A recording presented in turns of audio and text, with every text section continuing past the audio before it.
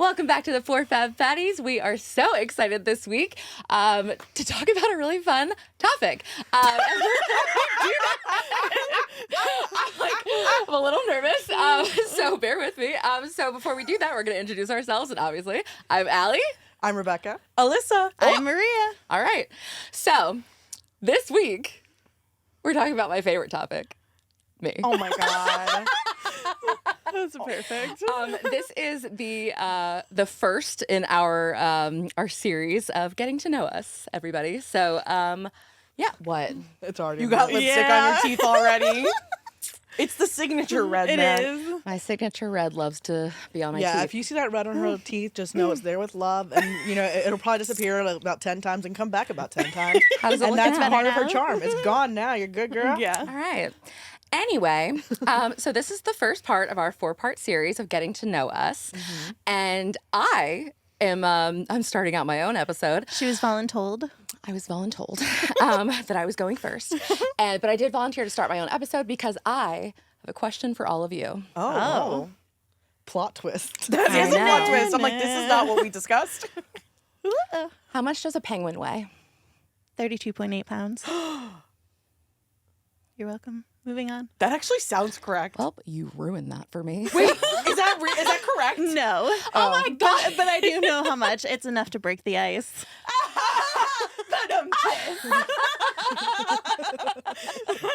Well, that failed. You know That what? failed spectacularly. You know what I thought you were going to ask us? How much do you love me? I know. I was ready. I thought Allie was just going to start hyping herself up, Yeah. being I like, thought tell so me the too. most amazing thing about Do you myself. think I need to hype myself up? No, Look I at know me. you don't. Okay, number one, where I was going with that was enough to break the ice. Hey guys.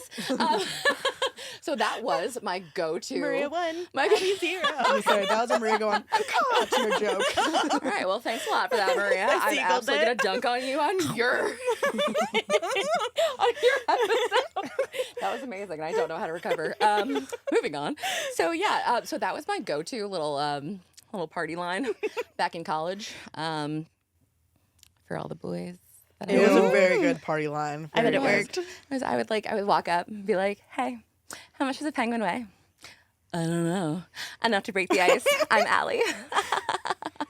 Okay. It'd work on me. Just I was gonna saying. say, You know what? Never in my Done. life have I delivered an icebreaker line like that. Ever. Well, it worked about 30 times. So let's get into the questions.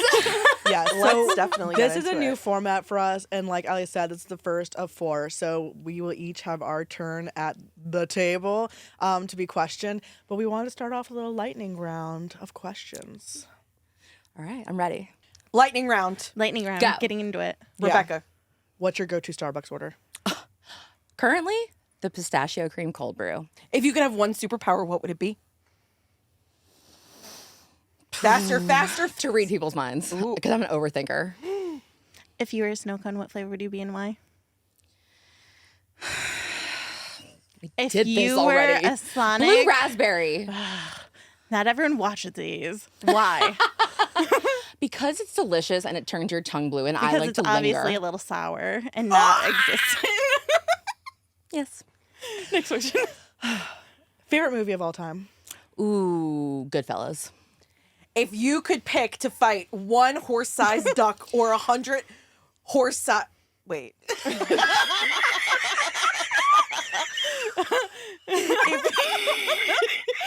Okay, hold on. Okay. If you could pick to fight one duck-sized horse or 100... No.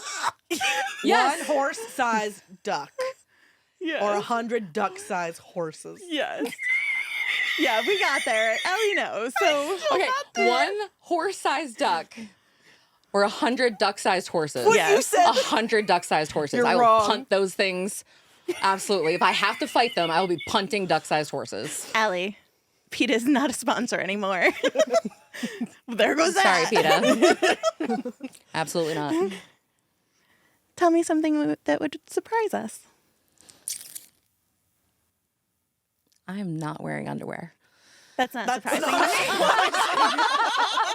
Might be surprising to you. Not me. We used to that. Yeah, you know, this Well, I dress love just it. doesn't allow it. Oh You my survived the God. lightning round. You survived the Congratulations. lightning. Did my lipstick.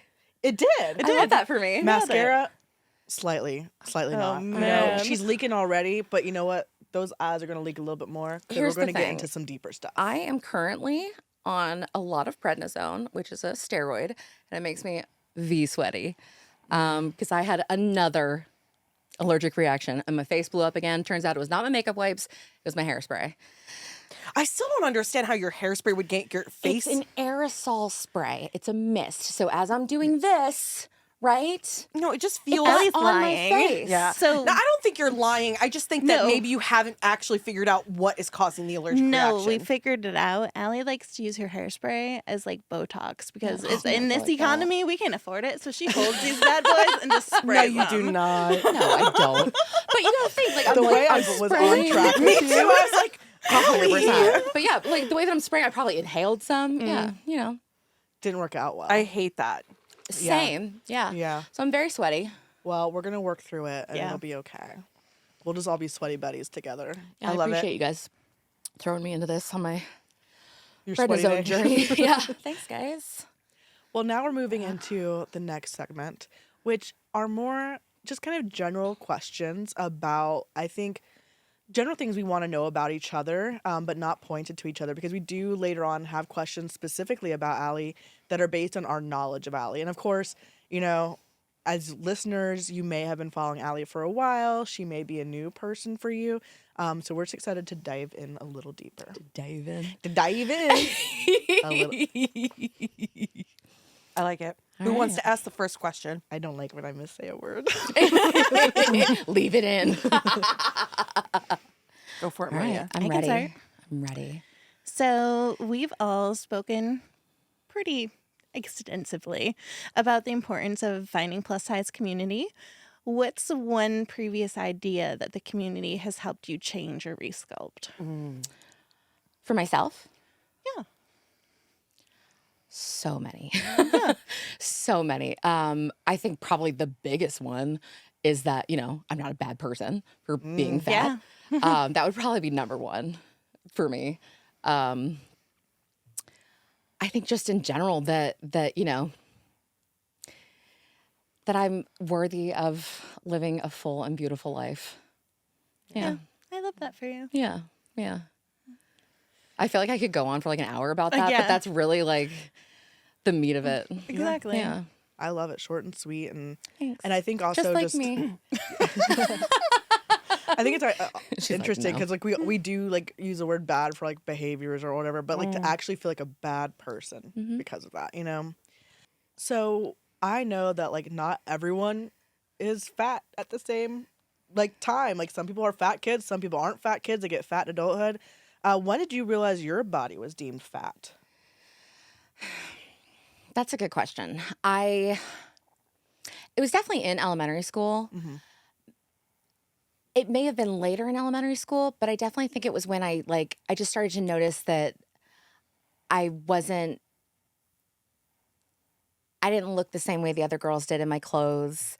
And I also was like, I don't know. I also had some health problems in elementary school too. That's when I had like all my kidney issues. And I had I was born with a deformed kidney. So I had to have a bunch of reconstructive surgeries. They're both fine now. Well, whatever. But so I was like in and out of the hospital a lot. So it was more, I knew that I was different in elementary school. But there was definitely, I just knew that I looked different than all the other girls, you know? That's so interesting because I didn't know that. I didn't know about your young kidney issues. I was also in the 5th grade out of school for 3 months from being ill. And it was a big time where I became much more aware of my body. So like whenever you did realize that you're fat, do you remember kind of like how that made you see your body in that moment? It sounds like maybe just different, but is there anything else besides that? I don't know if it was. No, I think because I was so young, it was just more so that I just felt different. I felt different. I felt maybe slightly othered, you know, because I wasn't necessarily, because we're in elementary school, but there's still, there's already, girls getting attention that I'm not getting, and little comments here and there that that also, wasn't just happening in school. Was happening around me, was happening at dinner table conversations and family events that were just that I didn't really realize then, but I realize now. Yeah. Yeah, For sure. Yeah. I already want to go off script and ask a follow-up question to that. Yeah. Were there any really impactful moments when you were growing up around your body? Like, is there a specific instance you remember from elementary, middle, high school about being singled out due to your size that then changed the way you behaved or moved or Yeah. And I talked about this in another episode. But there was specifically, I don't know why this sticks with me so much, but I used to do a lot of volunteering. There were air quotes there for our listeners. I used to do a lot of volunteering at my mom's office when I was younger. Mostly it was just I was going to my mom's office with her, but I would help out around the office. And there was one day that there was some sort of like big event. My mom works for the school district, and there was some big event going on, and I was helping out in one of the classrooms, I think, and one of the guys that worked for my mom at the time, or worked with my mom, I thought he was so handsome, and I thought he was so nice, and he was always so kind to me, and I don't know, I had such admiration for him, and he came up to me, and I want to say I was either like late elementary school or early middle school, and he came up to me, and first he said that I was beautiful, and I was just like, oh my God, like I think so highly of this man, and he said I was beautiful. I'm like, oh my God, that's amazing. And in the same breath, you would be so beautiful. You have such a beautiful face. You would be so beautiful if you lost weight. And that for me was like, that sticks out to me. Like I can't ever forget that. I can't ever forget the way that made me feel. And that's been my experience for a lot of my life, is you have such a pretty face. You have such a pretty face. You have such a pretty face. Like from neck up, I was valuable to the world, right? And that really started there. And now it's even more like a little devastating to me because he's like a couture fashion designer, and like he does not make anything above like a size 6, I think. But yeah, that was it. So we've already said the word fat. Mhm. How does that make you feel? Oh, I How do you love feel it. about the word fat? I love it. Okay. I used to be so scared of it. I used to be so scared of the word fat.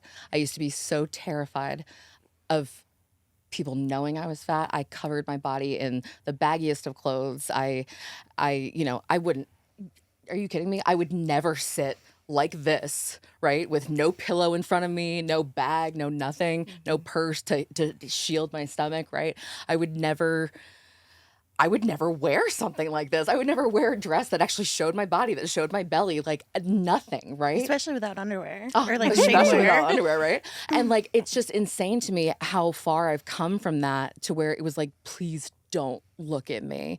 And the worst thing you could possibly do is call me fat. And now I have a podcast with my best friends, and I call myself a fatty, Right, like, right. because it's just like, it's like I've reclaimed that word for Yes. myself. Like, you can't harm me with that word. Yes. Like, like the fuck your feelings guy, fuck your feelings Right. guy, because you can't harm me with that word. So as far as fat terms go, is there any specific word or phrase that does rub you the wrong way, that does get under your skin? That's a great question. Yeah. Honestly, it's more, no, there's really not any specific terms, because they're just words. They're just words. Words coming from insecure people, coming from very miserable, unhappy people, and I'm not like them. And that, you can call me anything you want, but you can't call me unhappy. Right. So, fuck off. Ding ding ding ding ding ding ding ding ding ding ding. Yeah. So, what compels you to go public with your fat voice, like and it's funny calling you a fat voice, but your it is big. representation, right? Like your identity. You're not just a fat woman out here just going public about other things. You're going out public about being fat. Yeah. What compels you to do so? Because I spent so much time hiding. I spent so much time hiding. Spent so much time being terrified that you can think anything you want of me, but please don't think I'm fat. Please don't call me fat. Please don't look at me and see that I'm fat. Just, you can call me anything in the world. And I was so hell bent on hiding and not being seen. And because I believed everything that society tells us, right? Everything that fat is bad, thin is good, and my body was a problem to fix, and I wasted so much time. I wasted so much time hating myself that if I can change one person's world where they stop wasting time hating themselves, it's worth it. You did that for me. Stop it. You did though. You were like truly the first person I met in real life, not on the internet, who was just so unapologetically showing up for themselves. I wanted you to say unapologetically fat. Yeah, Say it. unapologetically fat. Thank you. And I went, "You can do that?"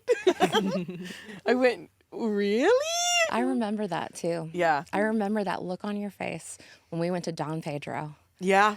And I walked right up to that host stand and I Uh-huh. said, there's 4 of us and we want a table. Fuck those booths. And I went, "Oh shit, I like this girl."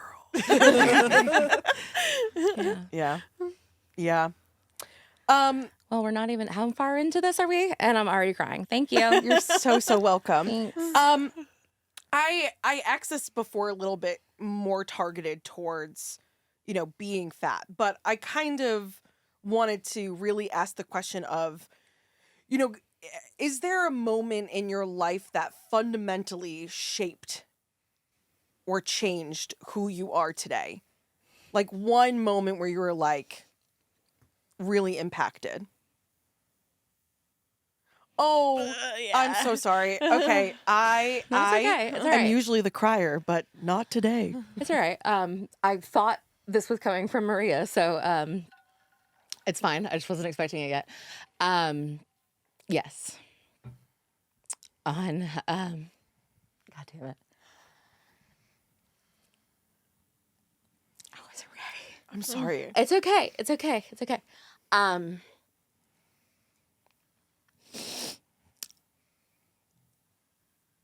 On October 30th, 2022, I lost my dad. And everything changed.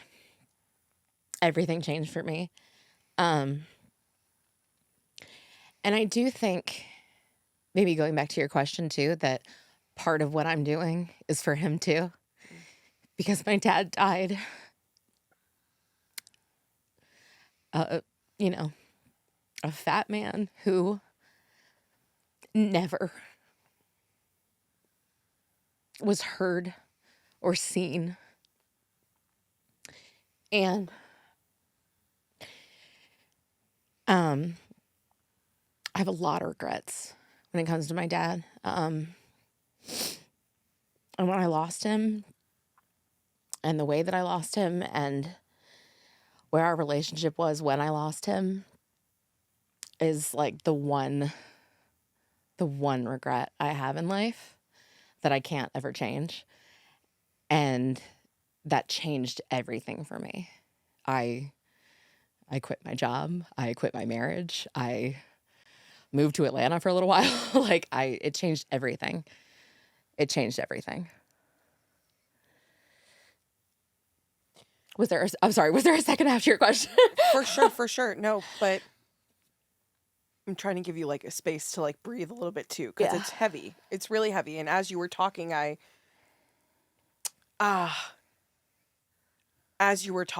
was like, that's why I feel such a call to action with the podcast, like with this space. I feel like we moved so fast from the conception to the studio. Yeah. You know, like forget about like just even sitting on my couch. There's just been so much energy, you know, pushing us to this space. And I just really feel it when we're all talking, you know? I just feel it's heavy. Yeah. It feels heavy to me. With the loss of your dad, what do you feel like really pivoted you from that moment? I had so much growing up to do. I had so much growing up to do because I was a really angry person. I was really angry. I was really insecure. Because I had started down my healing journey, my self-acceptance, self-love, fat acceptance, body love, all of that. But I still wasn't like fully like all the way in. And mostly because I was still holding back myself, my whole personality. Like I was still holding back. And I think in losing him, it was this moment that like everything in my life has, I say, you know, I think in the last year, like we saw come out on the internet, like lucky girl syndrome or something. Like I've always like joked like that I'm somebody that things work out for me because I make them work out for me, right? It's not like I'm not lucky, but I make things work out for me. Things always turn out okay for me because I bust my ass and I make them work out okay for me. And I rushed to that hospital. That's not true. Actually, I'm not gonna lie. I found out my dad was in the hospital and I had to call my therapist first because my dad and I hadn't talked in 4 years. And I called my therapist. Like, I need to know what to do. I don't know what to do. Because I was afraid to open up the floodgates again. And I was afraid. And I regret that. Because by the time I got to the hospital, it was too late. He was still there, but he wasn't there. And that's the one thing that I couldn't make okay. You know, everything works out for me. That didn't work out for me. And I can't make that okay, right? There's nothing I can do to bring him back and tell him I love him and tell him goodbye, right? Yeah. So it was like that moment was just like, fuck it. You know, like I lost him. And I'm not going to lose myself. And I'm not going to lose anything else that matters to me because I'm scared.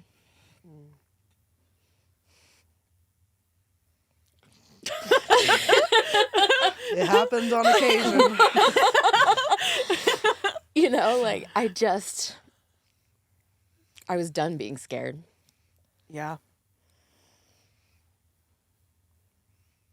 Yeah. While we are talking about your dad, I promise I will stop holding questions.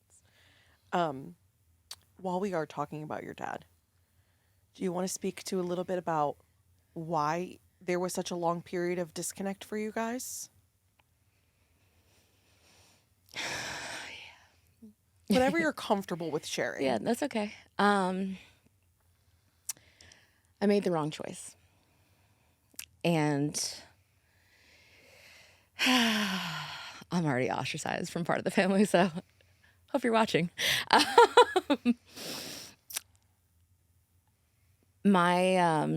grew up in a very dysfunctional family. And I'm not going to sit here and lie to any of you and tell you that my dad was father of the year. He wasn't. There is a reason why a daughter doesn't speak to her father for 4 years. My dad was an angry person. My dad needed to go to therapy. like most people these days do. Everyone. I think everyone can benefit from therapy. Period. But my dad needed help, but my dad was also medically traumatized from years and years and years of asking for help and just being told, lose weight and we'll help you. Lose weight and we'll help you, right? And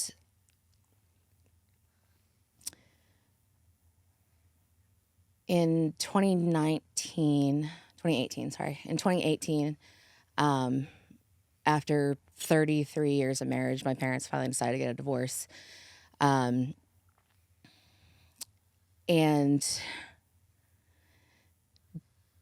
the divorce was really bad. It was really bad. And to me, the way it felt to me, it felt like I needed to pick a side. Either my dad or my mom and my sisters.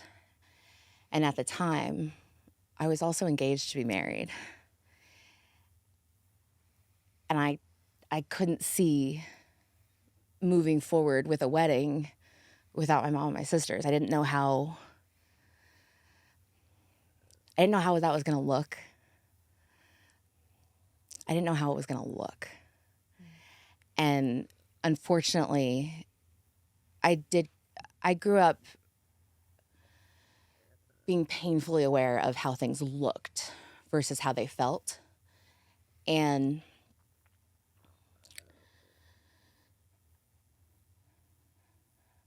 so I picked a side. And I'm not saying that anybody said that I had to. It felt to me like I had to. It felt to me that if I invited everybody, that there would be people that didn't come. And I didn't invite my dad to my wedding.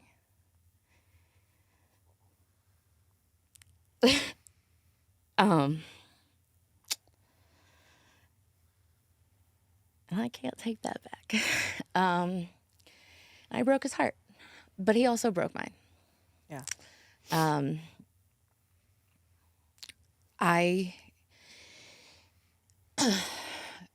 My sisters were kind of done with my dad a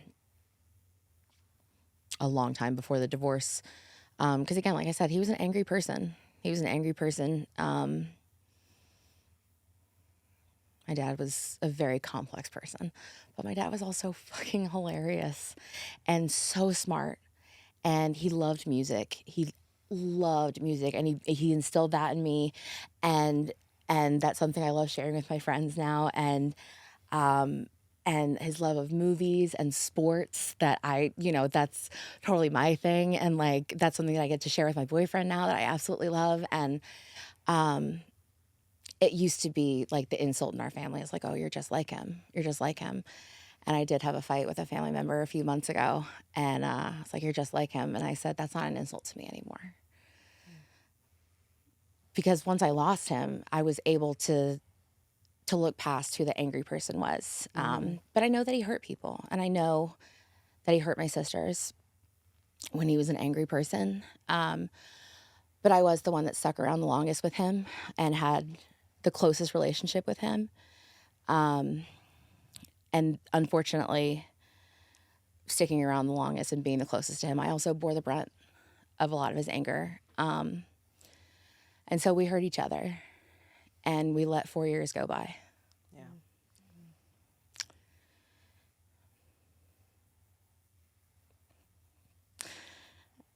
Yeah. So, I love him very much.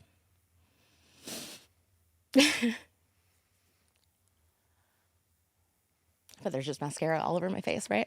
Well, you got a little wing going. Yeah, I It love that actually for looks me. pretty. Yeah, I just want to hold space for like that deep pain you feel, but also that deep love you feel. And I feel it. I almost have the chills. I almost had the drops of the tears. That's as close as I get, really. But I just want to recognize, like, it is complicated. It is complex. You have room to feel both. Yeah. Yeah, it's not black and it's not white. Me and Miria do a lot of talking about this together. That's something that I had to do a lot of work after I lost him. And I mean, it wasn't, I think it was 2 months before I lost him that I was diagnosed with BPD, borderline personality disorder, where I lived in the black and white. Everything was black and white. And I had to do a lot of work after I lost him because I went from, he was out of my life for 4 years and he was my enemy, to I lost him and now he had never done anything bad to me. And so everything was my fault. And I blamed myself for a really long time. And I was so hard on myself, and that it was my fault because I left him alone and he didn't have anybody, and which I know is not true. Like, it's not my fault, but I was really hard on myself because I went from black to white. He went from being, the monster under my bed to my knight in shining armor. And I had to learn. I had to do the work to learn how to live in the gray area with him. Yeah. Yeah. Now I keep him in a little box in my book bag, and he goes everywhere with me. He's in the other room right now. If your dad was still here, standing in front of you right now, what's one thing you would want to tell him? I just would want to tell him that I love him so much. And I wish that I spent those 4 years telling him that. He knows. He knows. I love you. All right. Yeah. Rest in peace, Dad. Let's move on. Yes. Oh my God, Allie. Listen, she has that humor, and you I got it handle from life my with dad. it. Yeah, you do. I And you promise you I did. Well, I mean, I can kind of keep it similar, but keep it moving. Okay. As fat people, Okay. we're often told that we're gonna die. Oh my God. It's true. It's true. I can't be here. I need to go home. I gotta go. Mom. What a segue. I How love many it. times have we been told you're not gonna live until Betty is honestly rolling right now.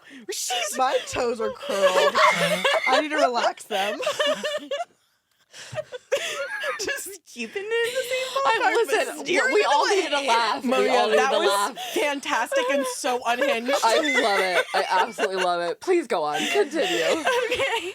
So, as fat people, we're often told when we're gonna die because we're so 40. fat. Obviously, 40. Yes, about That's 5 the key years. number. 5 years. She's clutching her pearls. So, as you know, we're often forced to face our mortality because it's often thrown in our faces. That said, if you knew you were going to die, what is one thing that you'd want everyone to know, and what legacy would you want to leave? Ooh. Beautiful question, Maria. Thank you. I would want everyone to know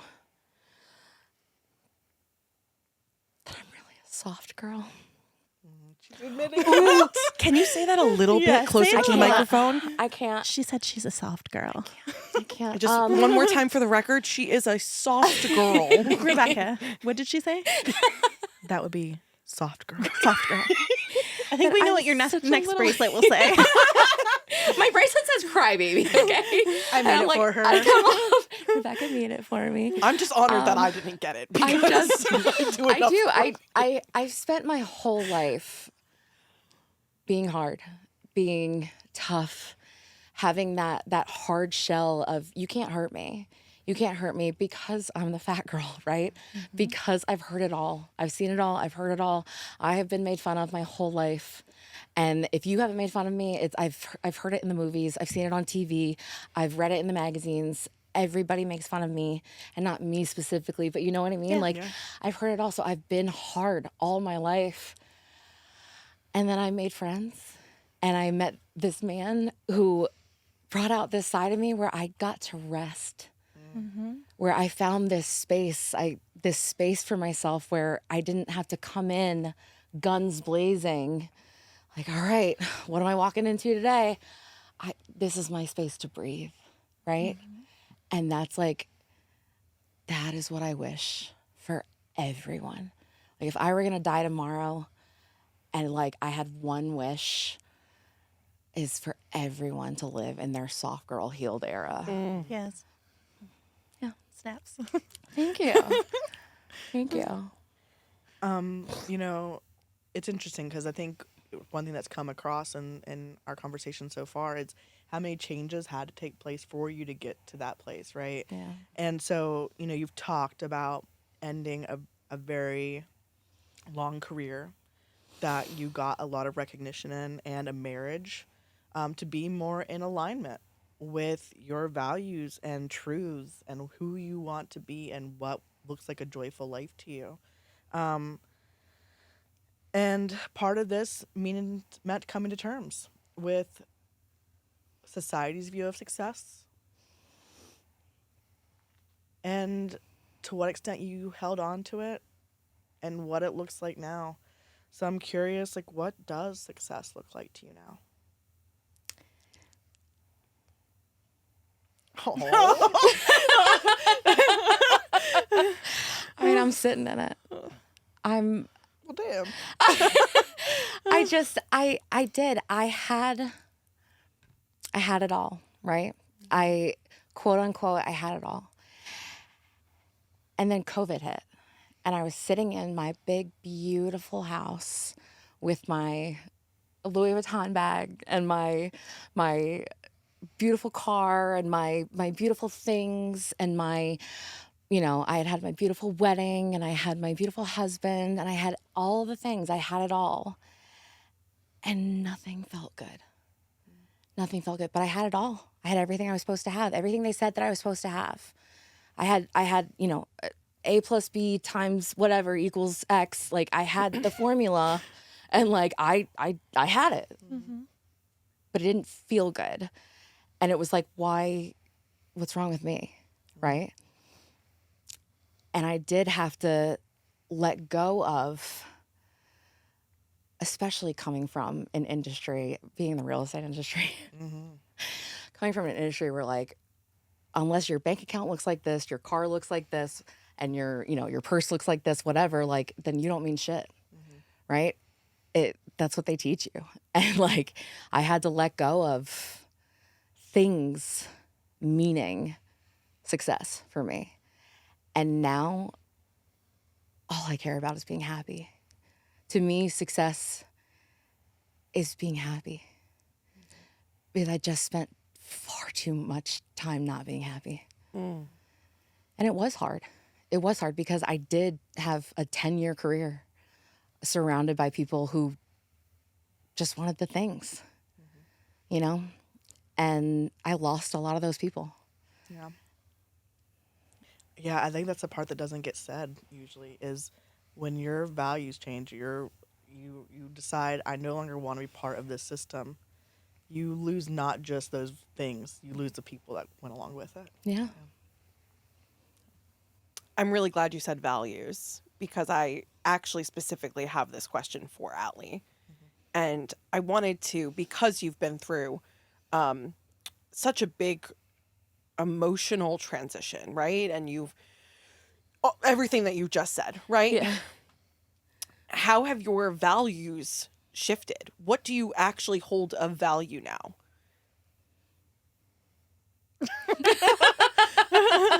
You're looking at it.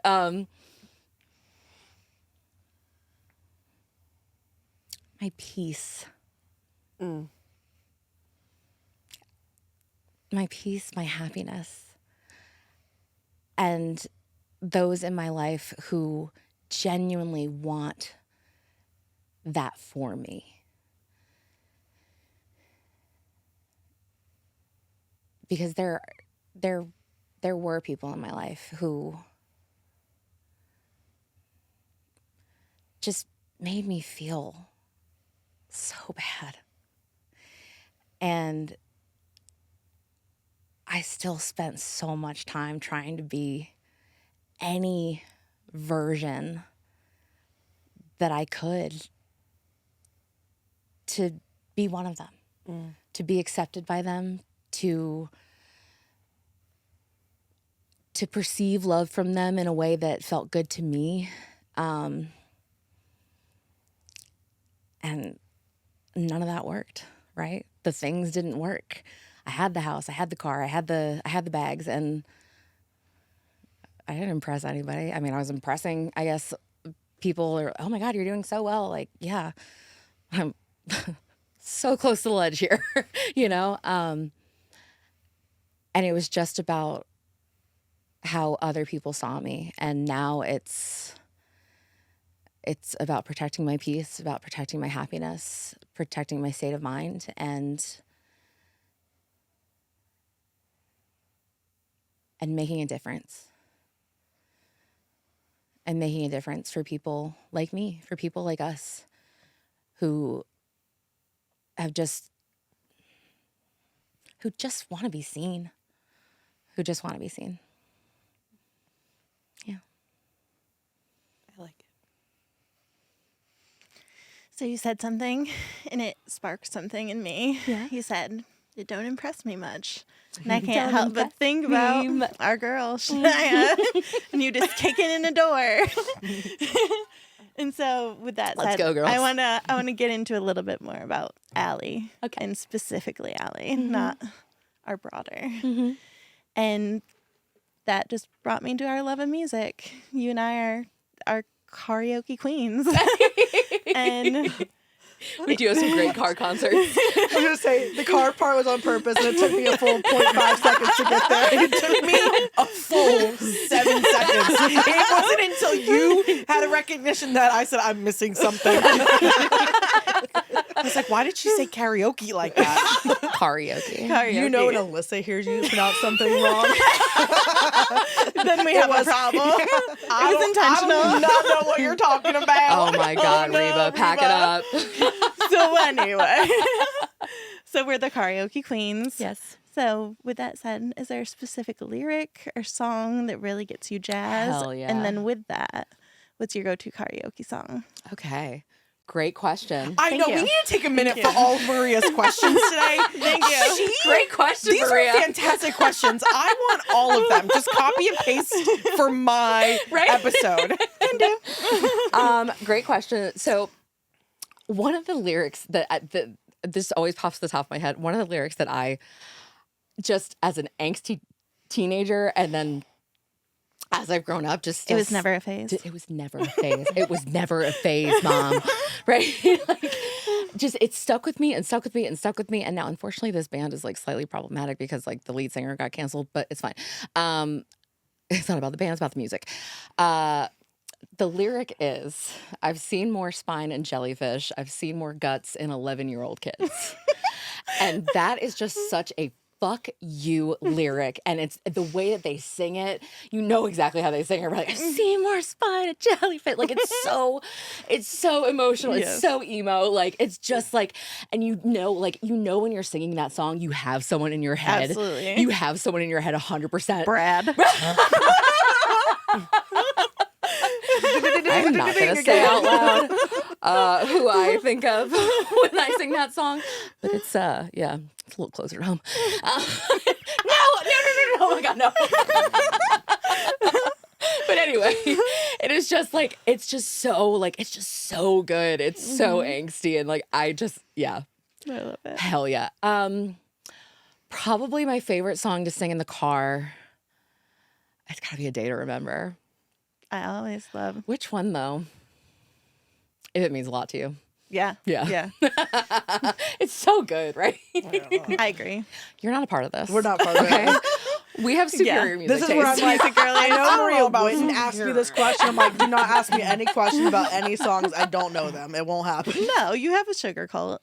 I know Sugar I Cult. know That's okay. where Yeah, to go. you What's a sugar cult? she's younger than us. She's a baby. She's a baby. She missed the emo Alyssa, phases of the 2000s. You know how I've been nice to you lately? Oh my God, no. You just got kicked out again. Go sit in the corner. Well done. Canceled yourself, girl. Oh my God, that was a great question. Thank you. Well, on the same thread. No, wait, but no one answered me. It's a band. It's okay. Thank you. It's a band. It's a cult. It's what actually all the fat people are in, the sugar cult. I gotta sign up. Join now. One of us. One of us. Glorifying obesity, one fat person at a time. All right. We can have downlines. Let's make this MLM style. Like we'll earn some money along the I'm way. absolutely, you know what? Hey, girl. Hey, boss Hey, babe. boss babe. Do you need your sugar today? Oh, my God. That's what it's like being in the real estate industry, too. Hey, boss babe. Okay. So we just got your music thing, and we know that you name yourself Lights, Camera, Alley. You've got a big ass, I do. big tits, big mouth, and a big dream. I love it. Can you write my bio for me? And I want to hear about your biggest dream for yourself. I'm going to be famous. Girl, I wanna don't hear more dream. about I want to that. hear it. Like, what is your dream fame scenario? I'm going to have a stand-up special on Netflix. Okay. 100%. Yes. I'm hilarious. You are hilarious. I need to go back to doing stand-up. It's been a while. But yeah, I want to have a stand-up special on Netflix. Okay. That was wanna one of be my that questions. girl. So let's get right into it. Yes! So we all know you do stand up. What's one of your favorite jokes? Oh my God. My favorite joke. Ooh. I think it's my Hillary Duff joke. My Hillary Duff, Tell my Hillary us. Clinton. Give Well, I us. told it in one of our episodes already. Give us they Okay, may I'll not have give it watched to it. I was gonna say it's the how much does a penguin weigh? I was gonna be like, Maybe we need some new content for that Netflix special. No, yeah, it's although I will say that the comedy scene is so it's a sausage fest, right? So one of my favorite things to do when I get up, like as soon as I get up on the stage, is because usually there's been at least 10 men that have been complaining about women the entire time. I was literally about to say this is my favorite. My favorite thing is to get up and just be like, "Hey guys, I'm Allie, and are the men in this room okay? no, you should Are not. you okay? Like maybe get off Tinder, go get some fresh air, and report yourselves to the police because this is not okay." But yeah, I have a joke about my bat mitzvah. A little Jewish kid. My bat mitzvah being a chunky 13-year-old. My options for my bat mitzvah dress were a little limited, and while all my friends were shopping, for their outfits to come to my bat mitzvah at the normal stores, if you will, my mom took me to Steinmart. And if you've never been to Steinmart, congratulations. So, needless to say, all of my friends showed up to my bat mitzvah looking like Hillary Duff, and I showed up in a suit looking like Hillary Clinton. And I love that for me. I just imagine you like taking your collar and be like, pop, pop, it's bat mitzvah time. Baruch atah Adonai. You said that, I was like, welcome to my bat mitzvah, bitches. We're getting down to business. The other really devastating thing about that, though, is that I went into the hairstylist that morning with like a vision, right? An absolute vision. I was like, okay, I want At this 13? Yeah. Girl, like of I want course. this part of my hair back in like little twists. And then the back of it, I want big curls. It wound up looking like cornrows and like a Jew afro in the back. It was not a good look. It was not great. So what you're saying is the next episode, we're gonna do your hair like that. We're gonna make those Absolutely dreams not, come but true. will I find a picture? I will. No, I meant we're gonna make the real dream come true. We're not doing that. Dang. Crushing I dreams tried. last. Building dreams and crushing dreams. It's all a balance. No. Hillary Duff. That was unintentional. It worked. I have a question I want to ask, but it brings us back into a little bit of a heavier place, and I Oh, kind of man. like All right, where Debbie we are. Downer. I know. Oh, What's my man. issue?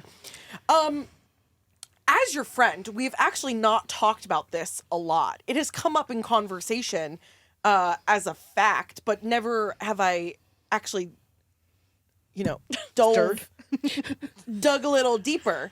But you've shared now with us and with the podcast, our listeners, viewers, that you have BPD. Yeah. I To me too.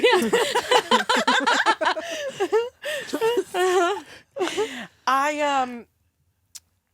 there are stereotypes around mental illness to begin with. So let's just acknowledge and leave space for that.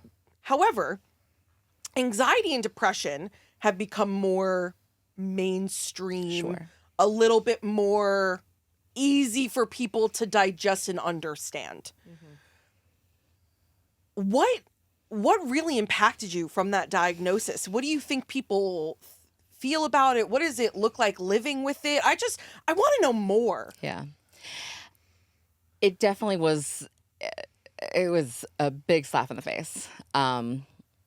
It was. I mean, that turned my life upside down. Because there's a lot of stigma around BPD. Yeah. I am 99.9% sure that my father also had BPD and just went undiagnosed, because it would explain a lot. There's a lot of stigma around BPD. There's a lot of harsh language around BPD. A lot of What? like just misconceptions that everybody with BPD are abusers and aggressive and just absolutely unhinged and unsafe people. And I will readily admit that not all of those things are untrue if you don't do the work.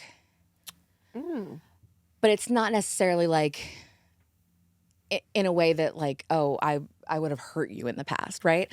Not physically. Mentally, absolutely. Absolutely. Because I was hurt. Because I had been hurt.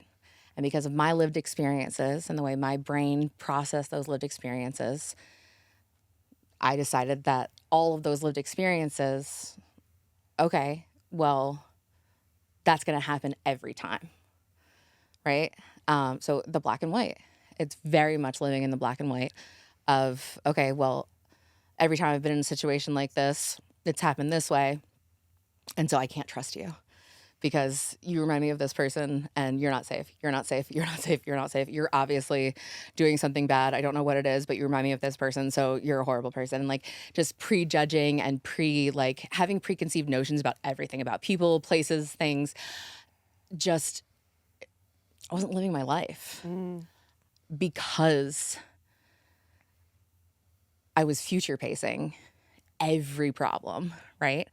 And I still have to work on that. I still have to fight through that. I'm still doing the work, right? But it is something that I would encourage people if they, if they feel like they, might have any inkling that they feel any of those things, like look into it because it is worth exploring, worth getting a diagnosis and doing the work. There is no medication that's specifically for BPD. There is no treatment that's specifically for BPD. There are treatments that are used for a myriad of mental health things, mental health diagnoses, DBT, EMDR. There's there's all kinds of things, right? But there's nothing specifically for BPD because it's very, very complex, extremely complex. I will say it is incredibly loud in my head all the time. All the time. I have to do a lot to get it to be quiet, and it's still like adult roar. Yeah. But I've learned to work with it. How do you see it showing up in your everyday, your day to day? Or do you not anymore? Not so much anymore. It used to affect me so badly with my insecurities. I let it tell me that, everyone was unsafe. Everybody was talking about me. Everybody was against me. Everything was pointed at me. Everything was, somebody was talking about somebody, but they were really talking about me. And I was very insecure, extremely insecure. And it wasn't just because, I was a fat kid and, all those things. It was also because of the things that my brain told me, you know? But I have done a lot of healing. But it's something I'm going to have to fight every day and continue to work on. As your friend, just as an outsider to your brain, right? I don't get to see in there. What I notice, and probably what I would say is the biggest change in our friendship, having known you for a couple years now, but really probably getting most close in the last 5 months or so, is really seeing the way you do work through those. So like you might have an initial thought, but you're willing to kind of chase that thought and say like, is this reality? Should I ask more questions? How am I feeling about it? What's that feeling coming from? And you often include us in that processing, and I think it's helpful. It's modeled processing for me personally, because I deal with anxiety and I internalize things and I say something's a reality, and then I'm like, oh, maybe I should ask them. Who would have thought? But I see you walking yourself through it, right? And I think that is a learned thing to know how to walk yourself through it, but also like a giving yourself grace of like, it might take me a little bit to process this and see where I land, and I still might end up with the conclusion that someone's not safe. Like that conclusion's not necessarily a false conclusion, right? Yeah. But I'm going to interrogate why I'm feeling this way and think it through. And I'm, as an outsider again who has never dealt with BPD, but who still sometimes struggles to solve my own problems, I'm impressed. I admire your ability to do so. Yeah. You know what's wild to me is that the person that's been most influential in my like BPD journey and helping me quiet my brain, I call him the calm in my storm, is James. And he's 26. Yes, my boyfriend is 26. Gross. No, I'm kidding. I'm like, kidding. Not Get the that age hot young thing. She was thing. just grossing in general that you have a boyfriend Yeah, and you're in love. disgusting. Obviously, no. Get that hot young thing. Oh, a hot young thing. No, this 26-year-old kid, he is the calm to my storm. He has taught me so much. He just has this way of taking all of those voices, all of those noises, loud noise in my head, and just telling it to shut the fuck up. I don't know how he does it, but he just has this way, and it's so profound to me. And it has shown up in so many ways. I mean, even like you just said, like getting closer to you two was like I was the barrier for myself, because I used to be like, oh, they're hanging out without me. They hate me. They're doing something without me. They hate me. No, I wasn't available. Or for a long time after my dad died, I didn't do anything. I didn't leave my house. I didn't get up off my couch. This was shortly after I met you. And I wanted to hang out with you too, but I couldn't. I didn't person for a while. I didn't know how to person for a while, right? And so for a long time, you guys invited me and I didn't come, right? And it was still like I was internalizing like, oh, they hate me. They probably hate me because they're doing this and they're doing this and they're best friends and now I'm not, whatever. And none of that had anything to do with you two. But I drove a wedge, right? Before I left for Atlanta, I felt like I had like totally thrown away our friendship. I never told you guys that. I'm telling you now.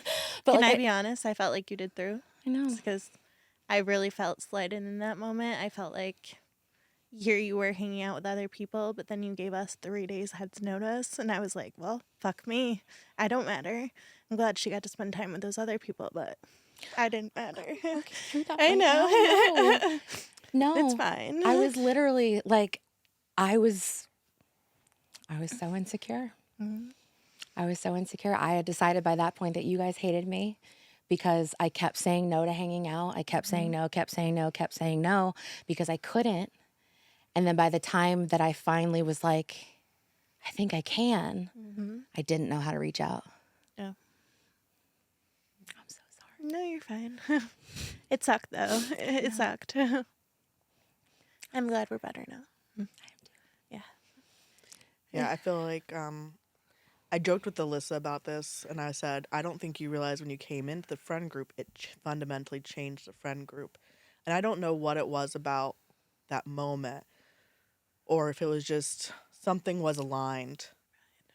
Something was aligned, but it was almost like Allie dropped the wall. Allie accepted that we were her friends. You were now there. You were able to somehow help us all just communicate in a more authentic way. And it just happened. Things aligned. Because it's never, ever that we didn't, right? No. I know. In But- fact, for me, it was like I liked you so much, and I was like, she hates me. Like, why doesn't she want to hang out with me? Like, we're trying. Like, I just keep trying, and it's like doors in my face. And it was like, well, what am I doing? And that's one of the hardest things I learned was that as much as I was hurting other people. And I'm sorry. It's okay. Yeah. It has been I get it. I have depression. I know how it goes. There's some days when you just can't, and it's you hard to just explain, and it's hard to can't. justify, and it's hard to validate and explain why you're feeling the way you do. And I'm so happy that we're at a point where we are communicating and saying, you know, today's not a great day. Like, I'm struggling. Like, I'm barely personing. Yeah. I'm an alien. And we don't have it perfect. you No, guys. by any we do not have it means. perfect. I think the difference now is we are more truthful with each other, right? And so to me, there's an expectation of truthfulness. That just means you're gonna have to lay it on the table. But also a dedication to the friendship that means we're gonna work through it if we don't have a good moment. well, and we've just decided that we are our safe space. Right? And that has been truly fundamental for me is understanding and cultivating safe spaces and understanding that I can have safe spaces because I didn't have safe spaces growing up. Not at home, not at school, I didn't have safe spaces. Yeah. And I don't say that in a, like, I wasn't physically abused or anything. I just, for my mental health, for my emotional well-being, I did not have safe spaces. My parents were fabulous parents when it came to my physical needs. My physical needs were 100%, 1,000,000% met. There's never a question about that. I have learned as an adult that it was absolutely 100% okay for me as a child to have emotional needs and to say that they were not met. And I understand now that it's up to me to make my safe spaces that I didn't have. Because there is still a little girl in there that just wanted someone to let her cry and someone to let her be happy and to not be told she was too dramatic or too sensitive or too loud or too whatever, you know? So I said big, but I didn't say too much. Notice the difference. There is definitely a Yeah. difference. Yeah. Originally, we were going to end this episode by asking you, Allie, what you would want people to take away. But as I was listening, I want to reverse that question. And I'm going to ask the three of us what we are taking away and or what you hope that listeners take away about Allie. And I don't want to start. I'm good with starting if you're okay. Okay, yeah. I think I'm gonna do two. I'm gonna say what do I take away from Allie, and then also what I hope listeners will also kind of key into. I think one of the things, the best things I take away, and I hate for you how the change was spurred, but I do take away like just an awesome narrative, like our lives can change based on our decision and our just absolute want and need for something else, and that we can decide what that is and continue making changes that are more in alignment with who we are. And it's not too late. It might come when we don't want it or in a way we don't want it. And yet that direction can be a very positive one for us. And I'm happy for you that you've had that change in your life. I think the other thing that what I hear, and especially in that last little bit that we talked about, is how much like each of our individual stories matter. But as we come together, as we sit and we communicate and talk about these things, and our friends, of course, outside of the podcast, first and foremost, like we affect each other. We are part of each other's lives in very big, real ways, and that affects who we are and who we get to be. And to be so lucky, right, to have a friend group that you want to affect who you are. But I think it just makes me feel really grateful for that. I completely agree. Something that we didn't really touch on, but I do want to hit real quick. You're our little confidence creator. You inspire us to, lead authentically and just be ourselves and like live in that moment. It's like the nicest thing you can say to me. So I am just really grateful for that, and I do want the listeners to take that away. Thank you.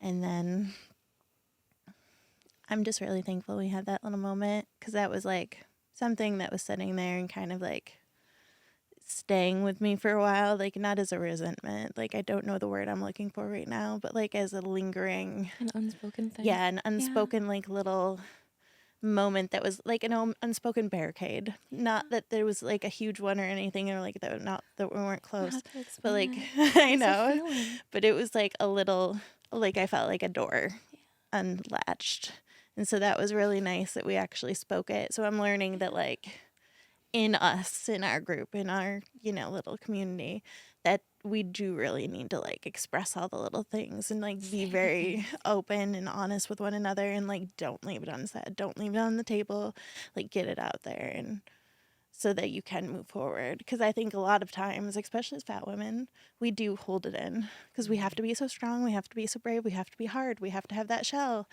and we don't get to be that soft girl. And being the soft girl is doing the hard work, and it's opening up when you don't want to.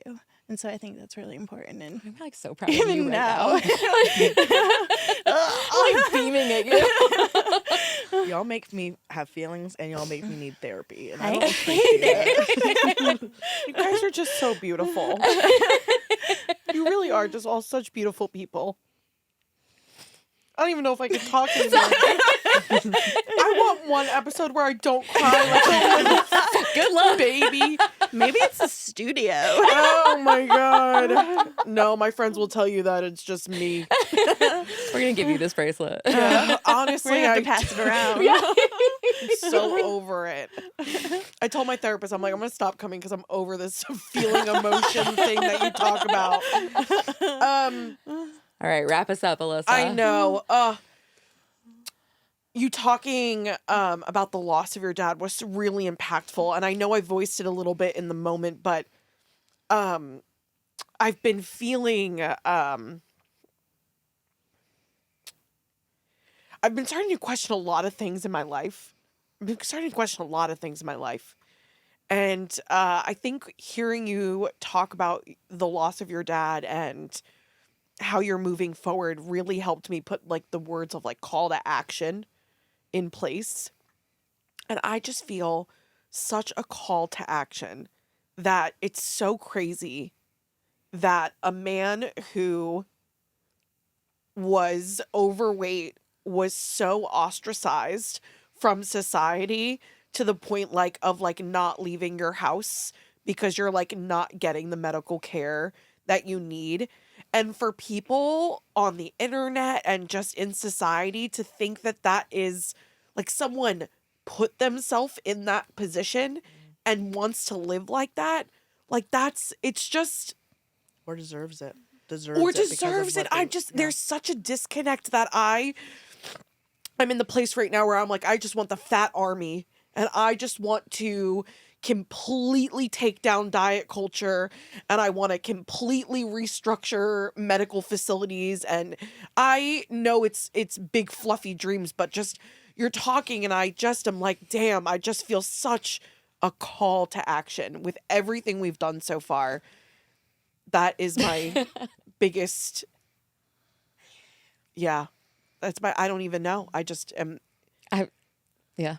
I'm like, there is very much like, I will avenge his death. yeah, Because I do feel that the system failed him. yeah, Yeah. I do. yeah, yeah.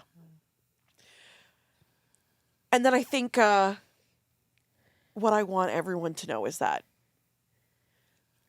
while we put out funny videos and we hang out, we definitely fight and we upset each other. We say the wrong things and the group chat gets spicy. I say a lot of wrong things. But I think what's so amazing that I want people to know is that there is, from everyone in this group, there's ownership and compassion and the willingness to do better and just move forward in love. And that's what I love, is that we've not only created a space that's safe, but we've created a brave space where you can be brave enough to say or do the wrong thing and be met with compassion. And I think that is the most amazing thing. So I think you guys are pretty great. You know what else? What? We're fab. We're fab. We're 4. And we're friends. And we'll see you next time. Bye. Bye. Bye.